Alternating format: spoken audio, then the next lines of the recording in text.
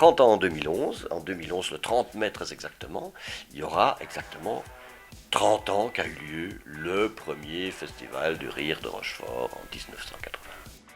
C'est à partir de là que tout a démarré. Oui, je n'ai pas commencé à faire de la scène à ce moment-là, j'en ai fait bien avant, oula, bien 10-15 ans avant, mais voilà, pour le plaisir, je le fais toujours pour le plaisir, mais là c'était pour le plaisir, juste pour le plaisir. Ça a été le démarrage d'une carrière professionnelle en ce sens que j'ai pu commencer à en vivre, parce que ça s'est vu à la télévision par un très grand nombre de gens. Ça fait une très grosse audience. Qu'est-ce que vous réservez à votre public? Un moment de rire, hein, puisque c'est quand même un peu pour ça qu'ils viennent, basé en partie sur la biographie, ou du moins une partie de la biographie, parce que j'arrive pas au bout de... Je ferai une deuxième partie à tout ça. Parce que là, finalement, je me rends compte, quand le spectacle est terminé, après 1 heure, 3 quarts, plus ou moins, que je n'ai finalement parlé que des 15 premières années. Et bien entendu, j'ai rencontré Raoul avant de faire ce métier. Ça, c'est un imbécile, c'est mon beau-frère. Voilà. Et donc, il est là, c'est clair. Je ne peux pas évoquer les 30 ans sans jouer le sketch de la lampe rouge, hein, bien entendu. Un petit peu toute votre carrière, comment est-ce que vous la décririez? Bah, que du bonheur, très honnêtement, que du bonheur. Elle a eu des hauts et des bas, c'est-à-dire qu'au bout de 5 ans, vers les années 86-87, donc 5-6 ans après Rochefort, ça ne fonctionnait plus très fort. Je ne faisais plus de télévision parce qu'il y avait une espèce de monopole qui était pris par Tataillet. Le Tataillet Show. C'est magnifique avec Michel de Genève, un talent extraordinaire. J'ai rarement vu un ventriloque arriver à bouger les lèvres en même temps, comme lui, que la poupée parle. J'ai rarement vu ça. Quel leaping il faisait, c'était fantastique. Il ne voulait pas d'autres humoristes apparemment sur son plateau, donc moi j'avais déjà décidé de changer, enfin de revenir à mes anciennes amours qui sont la cuisine, donc de remettre en route avec mon ex-épouse, un service traiteur et tout ça, et c'était fait. Quand la classe est arrivée, l'émission La Classe, et puis voilà, j'ai participé à La Classe, et alors là ça a eu un succès phénoménal. Quel est votre plus beau souvenir?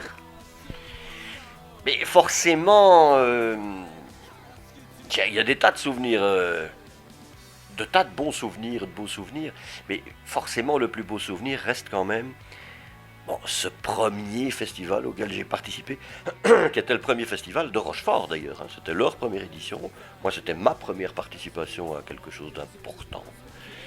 Mais le fait de remporter le Grand Prix, je le rappelle, euh, c'est quand même extraordinaire. Mais bien entendu, toute la période de la classe, et plus particulièrement certains moments, parce que ça s'enregistrait donc à Paris. Donc j'ai rencontré pas mal de gens, on a fait la fête beaucoup. J'aime bien faire la fête. Est-ce que c'est une volonté de votre part de caricaturer le Belge en général? Non, tout simplement, c'est un personnage, bon, comme je l'ai expliqué, qui s'est créé un peu par la force des choses.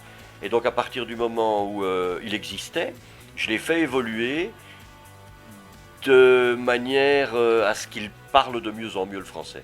Donc il y a 13 ans environ, quand j'ai créé le personnage, il avait un parler vraiment très flamand avec des traductions littéraires. Donc voilà, il cherchait ses mots, c'était... Tandis que maintenant, il parle tout à fait couramment le français, mais juste avec un accent, comme on peut avoir un anglais ou un américain qui parle un français très courant, mais il garde son accent. Je pense que tout le monde garde un petit peu un fond d'accent d'origine. Qu'est-ce que c'est la philosophie Stut? Mais il y a un stut, donc il y a une traduction, hein, enfin on me l'a souvent demandé. La seule que j'ai trouvée, il y a une couille par exemple, hein, ou il y a un lézard. Et alors les Français m'ont demandé peu plus de précision, et j'ai trouvé une traduction pour eux, c'est on ne sait quoi qu'il ne Voilà. Ça évidemment, ça ne les aide pas beaucoup quand je leur dis ça. Mais voilà, il m'est arrivé. C'est l'anecdote quoi, le stut. Qu'envisagez-vous pour l'avenir? Dans les 3 ans qui viennent, 4 spectacles par an. Donc je n'envisage pas grand-chose d'autre à côté de ça. Quoique il y a des petits à côté quand même, mais ce sera principalement à 80% mon emploi du temps. Et je vais essayer de consacrer 1% ou 2 à des vacances, puisque ça fait quand même 14 ans que j'en ai plus pris. Et ça commence à désespérer mon épouse. Très bien, comme tu es. J'ai vu que tous les jours, il y en a un peu plus qui regardent. Hein. Déjà, on est 4 maintenant. Bon. Et noces pour rire, 4 000. 40 000. 400 000. Mignon. Ça dépend des audiences. 5 millions, j'ai Dis bonjour à Comic TV, dis bonjour à Fan Club, oui, tout seul.